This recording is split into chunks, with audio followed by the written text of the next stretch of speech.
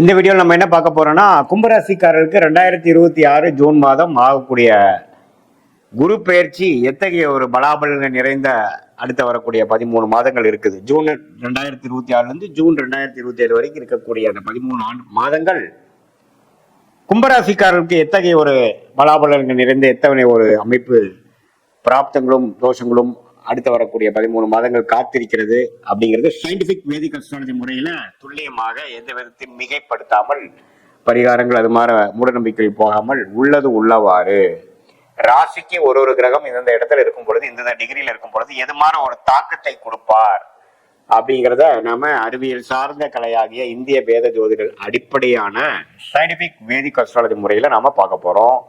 இப்ப கும்பராசிக்காரர்களுக்கு பாருங்க, குரு 5ஆம் இடத்துல இருந்த குரு மிதுனத்திலிருந்து கடகத்துக்கு 6ஆம் இடத்துக்கு மாறுறார். 6ஆம் இடத்துல மாறி உச்சமும் பெறுகிறார். சோ இதுவரை 9ஆம் பார்வையாக ராசியை பார்த்து, 7ஆம் பார்வையாக 11ஆம் வீட்டை பார்த்து, பாக்கியஸ்தானம் ஆகிய 9ஆம் வீட்டை பார்த்த குரு இப்போ 6ஆம் இடத்துக்கு அப்படியே அவரோட கேமை மாத்துறார். என்ன பண்றார்?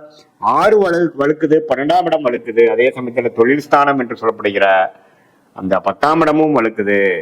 அதே மாதிரி 2ஆம் இடமும் பார்க்கப்படுகிறது குருவால், அது உச்ச குருவால். அப்படிங்கிறப்ப என்ன ஆகும்னா, இதுவரை நாம பண விஷயத்துல கொஞ்சம் கன்சர்வேட்டிவா இருந்தது, பணப்புழக்காட்டங்கள் குறைவாக இருந்தது, ஒரு கம்ஃபர்ட் ஜோன்ல இருந்ததெல்லாம் பாத்தீங்கன்னா இப்ப கொஞ்சம் வேகமா நடக்கக்கூடிய அமைப்பு இருக்கும். அவுட் ஆஃப் கம்ஃபர்ட் ஜோன் வரக்கூடிய அமைப்புகள் இருக்கும். கடன் மூலமாக அபிவிருத்தி, சுப விரயம். ஒரு இடத்தை நம்ம ஒரு ப்ராப்பர்ட்டி வாங்கியிருக்கோம், அதை விற்கிறோம், அது மூலமா காசு வருது, அது பல விஷயத்துக்கு யூஸ் பண்றோம்.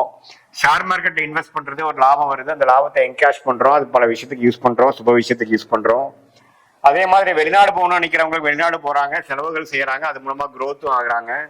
செலவுகள் ஒரு பக்கம், கடன் ஒரு பக்கம் இருக்க, அதே நேரத்தில் உயர்வு, வாழ்க்கையில் அடுத்தடுத்த நிலைக்கு போகக்கூடிய அமைப்புகள், ரிஸ்க் எடுத்து சில வாய்ப்புகளை தேடி நம்ம அடையக்கூடிய அமைப்புகள் எல்லாமே கைகூடி வரக்கூடிய ஒரு அமைப்பு தான். கடகத்துல 6ஆம் இடத்துல உச்சமாகி குரு கும்பராசிக்காரர்களுக்கு பண விஷயத்தில் அதிக புழக்காட்டம், அதிக கொடுக்கல் வாங்கலை கொடுத்து, அதே மாதிரி இடம் மாற்றம், வண்டி மாற்றம், வீடு மாற்றம், தொழில் அபிவிருத்தி, வேலை மாற்றம், டிராவலிங் அதிகமாக கொடுக்கக்கூடியது. இது மாதிரி ஒரு தாக்கத்தை, நல்ல தாக்கத்தை கொடுக்கக்கூடிய அமைப்பு கும்பராசிக்காரர்களுக்கு இருக்கு.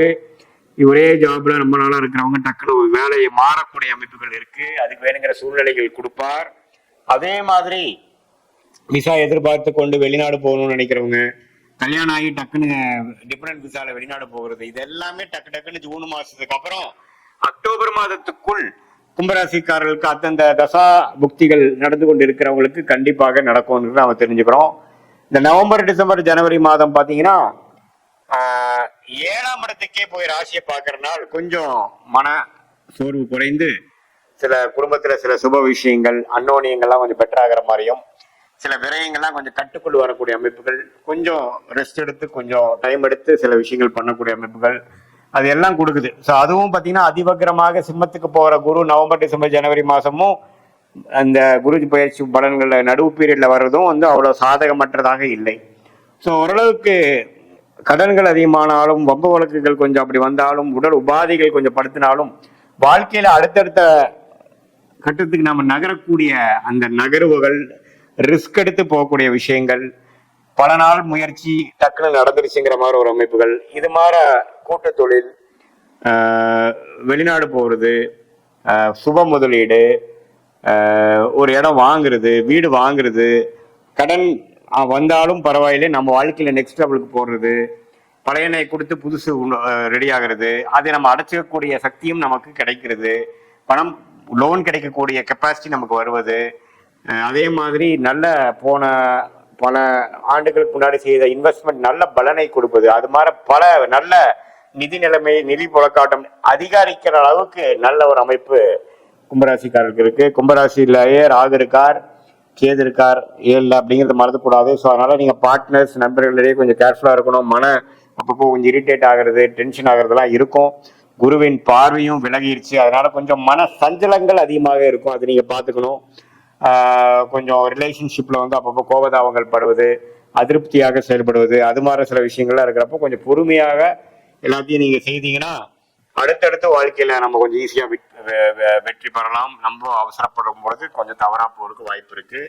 இது பொதுவான பலனை தவிர உங்களுடைய ஜென்ம ஜாதகத்தில் என்ன தசாபுக்திகள் போய்கொண்டிருக்கிறது, தசநாதன் எப்படி இருக்கிறார், புக்திநாதன் எப்படி இருக்கிறார், தசநாதனுக்கும் புக்திநாதனும் இப்ப கோச்சாரத்துல எது மாதிரி அமைப்புகள் போயிட்டு இருக்கு, நீங்க கும்பராசியில நீங்க என்ன நட்சத்திரத்துல பிறந்திருக்கீங்க, அவிட்டமா, சதயமா அல்லது பூரட்டாதியா, இதெல்லாம் வைத்து அடுத்த வரக்கூடிய ஷார்ட் டேர்ம் எப்படி இருக்கு, அடுத்த வரக்கூடிய லாங் டேர்ம் எப்படி இருக்கு, எது மாதிரி விஷயங்களை நாம பார்க்கும் பொழுது நம்ம வாழ்க்கையில் வெற்றி அடைய முடியும்.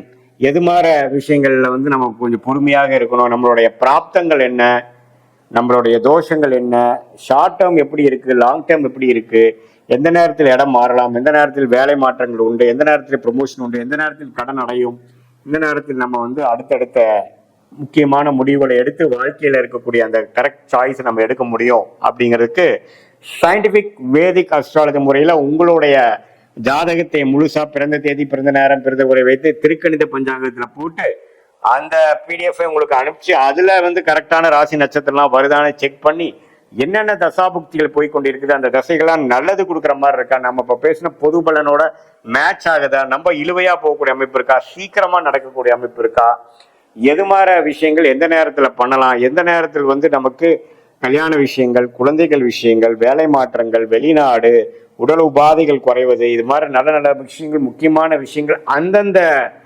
வயதுக்கு தகுந்த மாதிரி விஷயங்கள்லாம் வந்து கிளாரிட்டியோட சயின்டிபிக் வேதிக் அஸ்ட்ராலஜி முறையில நம்ம வந்து பார்த்து எந்த விதத்திலையும் மிகைப்படுத்தாமல் மூட நம்பிக்கையில போகாமல் ஒரு கிரகம் ராசிக்கு இந்த இடத்துல இருக்கும் பொழுது எது மாதிரி ஒரு தாக்கத்தை அந்தந்த ராசிக்கு கொடுக்க போகிறார், எது மாதிரி விஷயத்துல நம்ம கேர்ஃபுல்லா இருக்கணும், எது மாதிரி விஷயங்கள் தாராளமாக நடக்கும், எது மாதிரி விஷயங்கள் நடக்கிறதுக்கு வாய்ப்பு கம்மி, நமக்கு வேலையா தொழிலா, corporate private life, private professional லைஃபா அல்லது கவர்மெண்ட் ரிலேட்டடான விஷயத்துக்கு நமக்கு பிராப்தம் இருக்கா அப்படிங்கறதெல்லாம் கரெக்டா தெரிஞ்சு அதுக்கு தகுந்த மாதிரி முயற்சிகளை அந்தந்த நேரத்தில் போடும் பொழுது எளிதாக நம்மளுடைய வாழ்க்கை குறிக்கோள்களை வந்து டக்குன்னு நம்ம அடைந்து தேவையற்ற சமய விரயங்கள், தேவையற்ற பொருள் விரயங்கள்லாம் அடையாமல் நம்மளுடைய பிராப்தம், நம்மளுடைய தோஷம், நம்மளுடைய கர்மா என்னங்கிறது தெரிந்து நம்மளுடைய பாஸ்ட் அதோட மேட்ச் ஆகுதா, பிரசன்ட் அதோட சிங்க் ஆகுதா,